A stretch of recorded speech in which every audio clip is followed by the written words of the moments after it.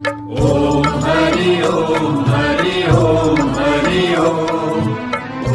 हरि ओम हरि ओम। नमामीशमीशान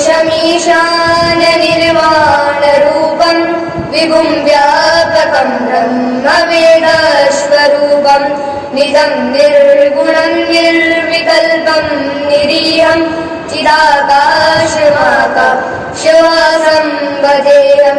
निराकारमोकारमूलं तुरीयं गिराज्ञानगोतीतमीशं गिरीशं करालं महाकार्यकालं त्रिपालं गुणागार संसारपारं नतोऽहं तुषारादिशङ्का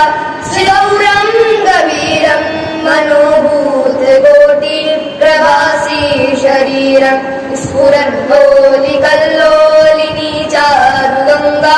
लसद्भालपालेन्दुकण्ठे भुजङ्गा जलत्कुण्डलं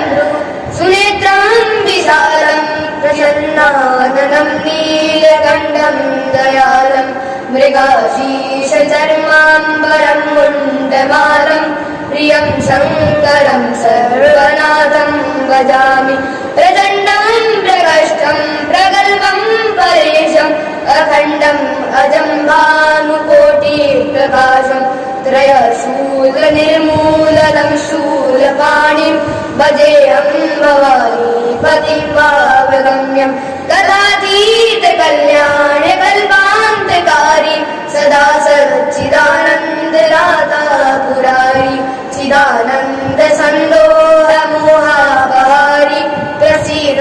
प्रसीद प्रभो मन्मथारी दयावधूमानाथ पादारविन्दं वदन्ति हलोके परे वा नराणां न तावत् सुसंशान्ति सन्तापनाशं प्रसीद प्रभो सर्वभूतादिवासं न जानामि योगं जपं नैव पूजा न दोहं सदा सर्वदा संवतुभ्यं जराजन्मदुःखोऽद्यदातद्यमानं प्रभो पाह्यापन्नमामीश शम्भो रुद्राष्टकमिदं प्रोक्तं विप्रेण हरतोषये ये पठन्ति नरा भक्त्या तेषां शम्भुः प्रसीदति।